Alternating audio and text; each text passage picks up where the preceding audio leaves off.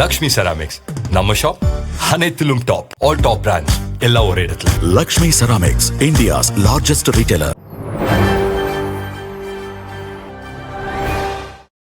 கருத்து கணிப்பை மட்டும் பார்த்து நான் பேசல. மே தினத்தையொட்டி சென்னை சிந்தாதிரிப்பேட்டையில் உள்ள தொழிலாளர் தின நினைவு சின்னத்தில் முதல்வர் ஸ்டாலின் மரியாதை செலுத்தினார். இன்றைக்கு நம்முடைய கழக தோழர்கள் உழைத்திருக்கக்கூடிய உழைப்புக்கு பலன் வருகிற 4ஆம் தேதி பெறவிருக்கிறோம்.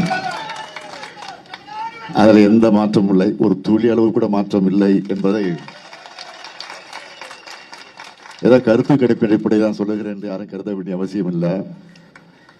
கழகத்துடைய உணர்வை உணர்ந்து கொண்டிருக்கக்கூடிய காரணத்தால் அந்த கருத்தை நான் எடுத்து வைத்திருக்கிறேன், தவிர வேறல்ல. ஆக அதே நேரத்தில் இன்னும் ஒரு 2-3 நாட்களில்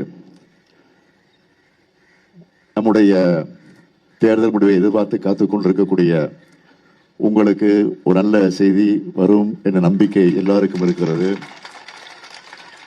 இந்த சூழ்நிலையில் நான் தெரிவித்துக் கொள்ள விரும்புவது, எல்லாருக்கும் எல்லாம் என்ற தத்துவத்தோடு தான், அந்த கொள்கையோடு தான் நாம் ஆட்சியை நடத்தி கொண்டிருக்கிறோம். ஆக அது தொடரும் தொடரும் தொடரும் என்ற உறுதியை எடுத்து சொல்லி, தமிழகத்தில் யார் ஆட்சி? ஆதீனம் கணிப்பு. திருப்பூர் சின்னண்டிப்பாளையத்தில் சித்திரகுப்தர் கோயில் அமைந்துள்ளது. சித்ரா பௌர்ணமியை முன்னிட்டு இன்று சித்திரகுப்தருக்கு சிறப்பு அலங்கார அபிஷேகங்கள் நடக்கிறது. ஆயிரக்கணக்கானோர் நீண்ட வரிசையில் காத்திருந்து தரிசனம் செய்து வருகின்றனர். இந்த ஆண்டு பராபவரிடம் சித்ரா பௌர்ணமி சிறப்பான முறையிலே அமைந்திருக்கின்றது. நாம் எதிர்பார்த்துக் கொண்டிருக்கின்ற ஆட்சியும் நல்லபடியாக அமையும். பத்திரம், புஷ்பம், பழம், தோய்மொழி சொல்வார்கள். பத்திரம் என்றால் இலைக்கு பெயர், புஷ்பம் என்றால் மலருக்கு பெயர். அப்படி நல்ல மலரும் சித்திரகுப்தருக்கு பிரியமானது தாமரை மலர் என்று சொல்லுவார்கள். அந்த தாமரை மலர் நல்ல மலரட்டும், ஆட்சியும் நல்ல விதமாக வளரட்டும். இந்த உலகம் ஆன்மீகத்தோடு பக்தியோடு வாழ வேண்டும். எத்தனையோ மக்களுக்கு எத்தனையோ குறைபாடுகளாக இருக்கின்றது. அந்த குறைகளாக தீர்வதற்காகத்தான் நாம் சித்திரகுப்த பெருமானை சித்ரா பௌர்ணமி என்று வழிபாடு செய்கின்றோம். வரப்போகுது காற்றழுத்த தாழ்வு, அக்னிக்கு நடுவே கொட்டும் மழை. வானிலை மையம் முக்கிய அப்டேட். நாளுக்கு நாள் வெயில் கொளுத்தி வரும் நிலையில் காற்றழுத்த தாழ்வு பகுதி உருவாக வாய்ப்பு இருப்பதாக வானிலை மையம் நல்ல செய்தியை சொல்லியிருக்கிறது. தமிழகம் மட்டுமின்றி நாடு முழுவதும் ஏப்ரல் மாதத்திலேயே வெயில் வறுத்தெடுக்க துவங்கிவிட்டது. வரும் 4ஆம் தேதி அக்னி நட்சத்திரம் எனும் சுட்டெரிக்கும் வெயில் காலம் துவங்கப் போகிறது. இந்த காலகட்டத்தில் ஆண்டுக்கு ஆண்டு வெயிலின் உக்கிரம் கூடிக்கொண்டே போகும் நிலையில் இந்த ஆண்டு எப்படி இருக்குமோ என மக்கள் அஞ்சுகின்றனர். இந்நிலையில் தேசிய வானிலை ஆய்வு மையம் வானிலை முன்னறிவிப்பை வெளியிட்டுள்ளது. மே 2வது வாரத்தில் தென்கிழக்கு அரபிக்கடலில் குறைந்த காற்றழுத்த தாழ்வு பகுதி உருவாக வாய்ப்பு இருப்பதாக வானிலை மையம் கூறியிருக்கிறது. அக்னி நட்சத்திர நாட்களுக்கு நடுவே இந்த காற்றழுத்த தாழ்வு பகுதி தமிழகம், கேரளா, கர்நாடகா, மகாராஷ்டிராவில் மழையை கொண்டு வரும், வெயிலின் தாக்கத்தை தணிக்கும் என எதிர்பார்க்கப்படுகிறது. அதே நேரத்தில் தென்மேற்கு பருவமழை காலம் முன்கூட்டியே துவங்கவும் இந்த காற்றழுத்த தாழ்வு பகுதி உதவக்கூடும் என இந்திய வானிலை ஆய்வு மையம் தெரிவித்துள்ளது. வழக்கமாக ஜூன் 1ஆம் தேதி துவங்கும் தென்மேற்கு பருவமழை காலம் இந்த ஆண்டு வழக்கத்திற்கு முன்னதாக மே இறுதி வாரத்தில் கேரளாவில் துவங்க வாய்ப்புள்ளதாக வானிலை ஆய்வு மையம் கணிப்பு வெளியிட்டுள்ளது. கோவிந்தா கோவிந்தா, பச்சை பட்டுடுத்தி வைகையில் எழுந்தருளினார் கள்ளழகர்.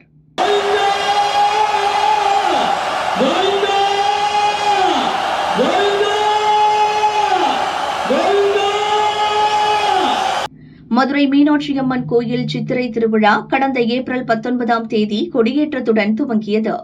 தினமும் காலை மாலை வேளைகளில் சுவாமி, அம்மன் பல்வேறு வாகனங்களில் வீதி உலா வந்தனர். விழாவின் முக்கிய நிகழ்வுகளான மீனாட்சி திருக்கல்யாணம், தேரோட்டம் நடந்த நிலையில் கள்ளழகர் வைகை ஆற்றில் இறங்கும் வைபவம் இன்று நடக்கிறது. இதற்காக ஏப்ரல் 29இல் அழகர் கோயிலில் இருந்து கள்ளழகர் மதுரை நோக்கி புறப்பட்டார். நேற்று 3 மாவடியில் கள்ளழகருக்கு எதிர் சேவை நடந்தது. இன்று அதிகாலை கருப்பண்ணசுவாமி கோயில் முன் 1000 பொன் சப்பரத்தில் எழுந்தருளிய கள்ளழகர் மீண்டும் தங்க குதிரை வாகனத்தில் வைகை ஆற்றை நோக்கி புறப்பட்டார். வழிநெடுகிலும் கள்ளழகர் மீது தண்ணீர் பீச்சி அடித்தும் சர்க்கரை தீபம் ஏற்றியும் பக்தர்கள் அவரை கண்குளிர தரிசனம் செய்தனர். இதனைத் தொடர்ந்து காலை 5:50 மணியளவில் பச்சை பட்டு உடுத்தி தங்க குதிரை வாகனத்தில் வைகையில் கள்ளழகர் எழுந்தருளினார். வெள்ளி குதிரை வாகனத்தில் அவரை வீரராகவ பெருமாள் வரவேற்றார். கள்ளழகர் வைகை ஆற்றில் எழுந்தருளும் வைபவத்தில் லட்சக்கணக்கான மக்கள் கலந்து கொண்டனர். கள்ளழகர் வைகை ஆற்றில் எழுந்தருளிய போது கோவிந்தா கோவிந்தா என்று பக்தர்கள் பரவசத்துடன் கோஷமிட்டனர். பக்தர்களின் கோஷம் விண்ணை பிளந்தது. நாளை 2ஆம் தேதி வண்டியூர் வீரராகவ பெருமாள் கோயிலில் இருந்து சேஷ வாகனத்தில் புறப்பட்டு பின்னர் கருட வாகனத்தில் தேனூர் மண்டபத்தில் மண்டூக மகரிஷிக்கு மோட்சம் வழங்கும் நிகழ்ச்சியும் பின்னர் ராமராயர் மண்டபத்தில் தசாவதாரம் நிகழ்ச்சியும் நடக்கிறது. பிற்பகலில் ராஜாங்க அலங்காரத்தில் கள்ளழகர் அனந்தராயர் பல்லக்கில் ராமநாதபுரம் மன்னர் சேதுபதி மண்டபத்திற்கு புறப்படுகிறார். மே 4 கள்ளழகர் புஷ்ப பல்லக்கில் அழகர் கோவில் புறப்பட்டு மறுநாள் மே 5ஆம் தேதி அங்கு சென்றடைகிறார். விஜய்க்கு கூட வாய்ப்பிருக்கு, மோடி கணித்தது நடக்காதா? நிருபர் கேள்விக்கு தமிழிசை ரியாக்ஷன். தமிழக தேர்தல் முடிவுகள் வெளிவர இன்னும் 3 தினங்களே உள்ள நிலையில் தலைவர்கள் கோயில் கோயிலாக சென்று வெற்றிக்காக வழிபடுகிறார்கள். அந்த வகையில் பாரதிய ஜனதா மூத்த தலைவர் தமிழிசை மீஞ்சூர் மேலூர் திருவுடையம்மன் கோயிலில் சாமி தரிசனம் செய்தார். எக்ஸிட் போல் முடிவுகள் விஜய்க்கு கூட சாதகமாக வருகிறது.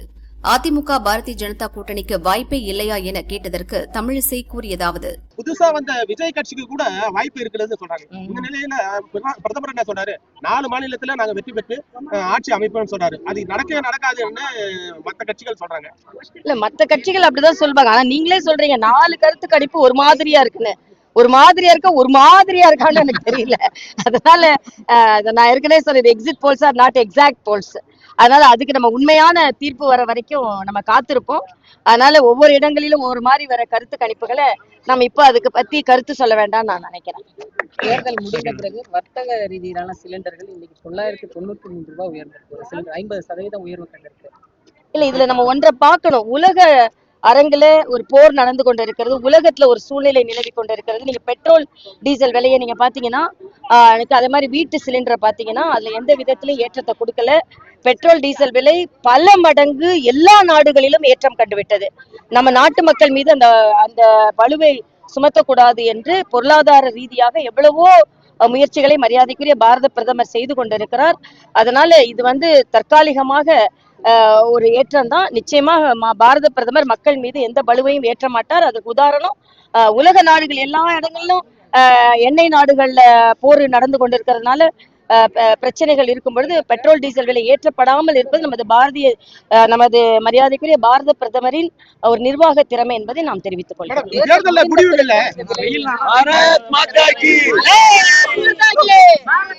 போர் ஏற்கனவே 2 மாதங்களா போர் நடந்துட்டு இருந்தாலும் கரெக்டா 5 மாநில தேர்தல் அதாவது இல்ல அதுக்கு எந்த நேரத்துல போர் நடந்து கொண்டிருக்கிறது, அந்த போரின் தாக்கம் எப்ப இருக்கும், இது எல்லாம் நம்ம சிந்திக்கணும். அதனால நம்ம பாதுகாப்பாக இந்த நாட்டை வைத்திருக்கிறார் என்பதை நம்ம சிந்திக்கணும். நேற்று மிரட்டிய தங்கம் என்று கருணை காட்டியது. சர்வதேச நிலவரங்களால் தங்கம் விலை ஏற்றம் இறக்கம் கண்டு வருகிறது. தமிழகத்தில் ஆபரண தங்கத்தின் விலை கடந்த 28, 29 ஆகிய தேதிகளில் மட்டும் சவரனுக்கு 2640 ரூபாய் சரிந்து பெண்களுக்கு மகிழ்ச்சியை ஏற்படுத்தியது. 29ஆம் தேதி ஆபரண தங்கம் சவரன் 1,11,200 ரூபாய்க்கு விற்பனையானது. நேற்று மாலை தங்கம் விலை கிராமுக்கு 200 ரூபாய் உயர்ந்து 14,100 ரூபாய்க்கு விற்பனையானது. சவரனுக்கு 1,600 ரூபாய் அதிகரித்து 1,12,800 ரூபாய்க்கு விற்கப்பட்டது. இன்று 22 கேரட் ஆபரண தங்கத்தின் விலை சவரனுக்கு 400 ரூபாய் குறைந்து 1,12,400 ரூபாய்க்கும், கிராமுக்கு 50 ரூபாய் குறைந்து 14,050 ரூபாய்க்கும் விற்கப்படுகிறது. தங்கம் விலை நேற்று சவரனுக்கு 1,600 ரூபாய் அதிகரித்த நிலையில் இன்று 400 ரூபாய் மட்டுமே குறைந்துள்ளது. வெள்ளி விலை கிராமுக்கு 5 ரூபாய் குறைந்து 265 ரூபாய்க்கும், கிலோவுக்கு 5,000 ரூபாய் குறைந்து 2,65,000 ரூபாய்க்கும் விற்பனையாகிறது. இனியாவது மாற்றுங்க, சீமான் தம்பிகள் எதிர்பார்ப்பு.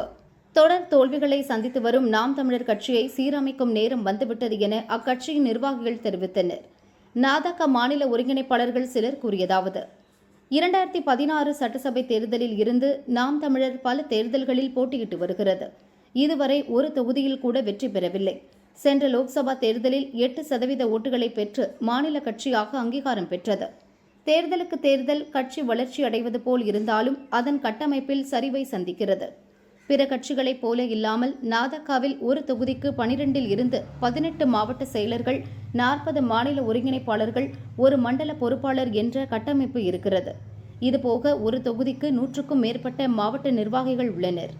கட்சியில் 9000க்கும் மேற்பட்ட மாநில ஒருங்கிணைப்பாளர்கள், 2800க்கும் மேற்பட்ட மாவட்ட செயலர் பதவிகள் உள்ளன. இப்படியான கட்டமைப்பு எந்த கட்சியிலும் இல்லை. ஆனால் இதில் 40% பொறுப்புகள் கூட நிரப்பப்படவில்லை. பொறுப்பில் இருப்போர் மத்தியிலும் உட்கட்சி மோதல் உச்சத்தில் உள்ளது. மாவட்ட நிர்வாகிகளுக்கு எவ்வித அதிகாரமும் இல்லாததால் நாதக வலுவாக இருக்கும் டெல்டா மற்றும் தென் மாவட்டங்களில் கூட ஓரளவுக்கு மேல் கட்சியால் வளர முடியவில்லை. நடந்து முடிந்த தேர்தலில் பல தொகுதிகளில் வேட்பாளரும் மண்டல பொறுப்பாளரும் மட்டும்தான் வேலை செய்தனர். கட்டமைப்பில் இப்படி பிரச்சனை என்றால் வேட்பாளர் தேர்விலும் ஏராளமான குளறுபடிகள் நடக்கின்றன.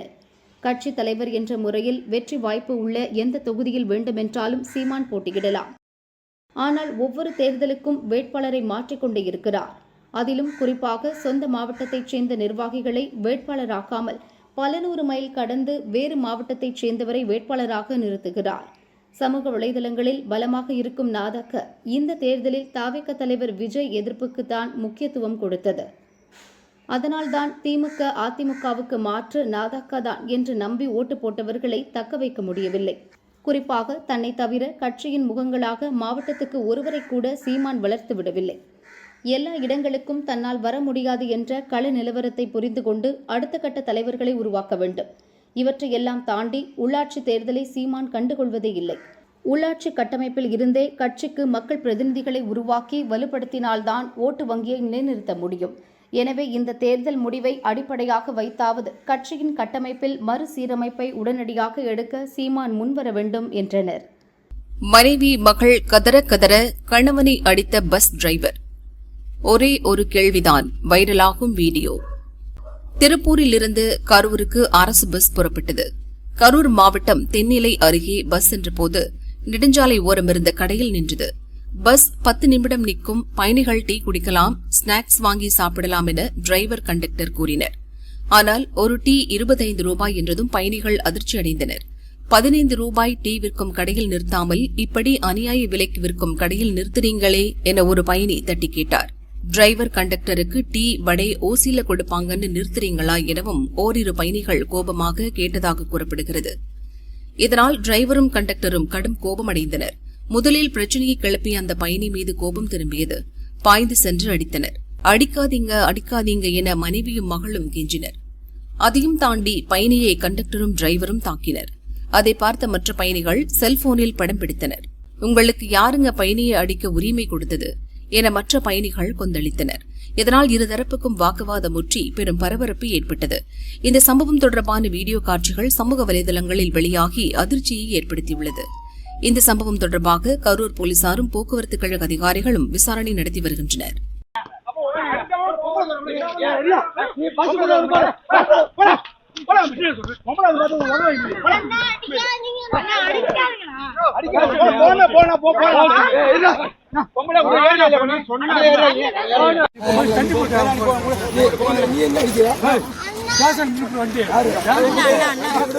அவர் அடிச்சது தப்பு சார், உங்களை விட மாட்டேன், நிச்சயமா விட மாட்டேன். நான் எதா வேணாலும் உங்களை அடிக்கிறதுக்கு யார் உங்களுக்கு பவர் கொடுத்தா? ஒரு பேசஞ்சர் அடிக்கிறதுக்கு யார் உங்களுக்கு பவர் கொடுத்தா? தப்பு தப்பு தப்பு தப்பு சார். நீங்க எதுக்கு சார் அடிக்கிறீங்க? நீங்க யார் அடிக்கிறதுக்கு? அவங்க சொந்தக்காரரா? சரி விடுங்க சார். என்னவோ பண்ணாரு. ஒரு டிரைவர் பேசஞ்சரை அடிக்க கூடாது. டிஜிட்டல் இந்தியாவின் புது சாதனை, அசர வைக்கும் UPI டிரான்சாக்ஷன். நம் அன்றாட வாழ்வில் தவிர்க்க முடியாத ஒன்றாக இன்று மாறிப்போயுள்ளது UPI டிரான்சாக்ஷன். செல்போன் மூலம் ஒரு நொடியில் நினைத்தவருக்கு பணம் அனுப்பியும் பெற்றும் வருகிறோம். தள்ளுவண்டி கடை முதல் 5 ஸ்டார் ஹோட்டல் வரை இதை பயன்படுத்தாத இடம் இல்லை. இது டிஜிட்டல் இந்தியாவின் மிகப்பெரிய சாதனை. இன்றுடன் 10 ஆண்டுகளை நிறைவு செய்துள்ளது UPI டிரான்சாக்ஷன் முறை. 2025-26 நிதியாண்டில் மட்டும் UPI டிரான்சாக்ஷன் 314 லட்சம் கோடியை தாண்டியுள்ளது. இது தொடர்பாக மத்திய நிதி அமைச்சகம் வெளியிட்டுள்ள அறிக்கையில் கூறியிருப்பதாவது: UPI அறிமுகமாகி 10 ஆண்டுகளாகிறது. உலகின் மிகப்பெரிய பண பரிவர்த்தனை தளமாக உருவெடுத்து இந்தியாவின் டிஜிட்டல் பொருளாதாரத்திற்கு தூணாக நிற்கிறது. இந்த 10 ஆண்டுகளில் டிரான்சாக்ஷன்ஸ் 12,000 மடங்கு உயர்ந்துள்ளது. 700க்கும் அதிகமான வங்கிகள் UPI வசதிகளை பயன்படுத்துகின்றன. கிட்டத்தட்ட 49% டிரான்சாக்ஷன்ஸ் UPI வாயிலாகத்தான் நடக்கிறது. 2016-17 நிதியாண்டில் வெறும் 2 கோடியாக இருந்ததில் இருந்து இன்று 24,162 கோடிக்கும் அதிகமான டிரான்சாக்ஷன்களாக உயர்ந்துள்ளது.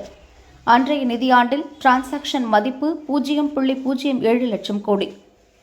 உலகின் மிகப்பெரிய விரைவான பணம் செலுத்தும் வழியாக UPI முறையை IMF அங்கீகரித்துள்ளது என்றும் தெரிவிக்கப்பட்டுள்ளது.